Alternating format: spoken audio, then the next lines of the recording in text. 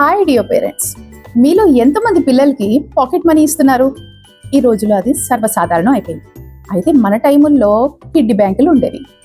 ఈ రోజుల్లో కూడా చిన్న చిన్న పిల్లలు ఉన్న ప్రతి ఇంట్లోనూ కిడ్డీ బ్యాంక్స్ అన్నది సర్వసాధారణం.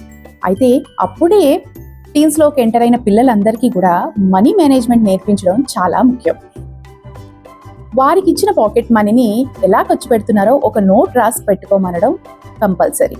సో దట్ రేపన్న రోజు వాళ్ళు ఒకసారి రీచెక్ చేసుకునేటప్పుడు ఎక్కడ ఎక్కువ ఖర్చు పెట్టారో లేకపోతే ఎక్కడ అనవసరంగా ఖర్చు పెట్టారన్నది క్లారిటీ వాళ్ళకే వస్తుంది.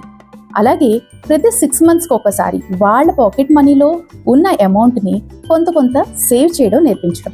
అలాగే చిన్న చిన్న చారిటీస్ ఇన్ ద సెన్స్ ఏదైనా కష్టంలో ఉన్న వాళ్ళకి ఆదుకోవడం, లేదంటే ఆకలితో ఉన్న వారికి ఏదో ఇంత బ్రెడ్ కొనివ్వడం, లేకపోతే మూగజీవాలకి ఇంత పాలు పోయడం, అలాంటి చిన్నవి ఇలాంటివి నేర్పించడం వల్ల వారిలో రెస్పాన్సిబిలిటీస్ పెరుగుతాయి. అదే కాకుండా వాళ్ళు పెద్ద అయ్యేటప్పటికి ఫైనాన్షియల్గా కూడా చాలా కాన్ఫిడెంట్గా ఉంటారు.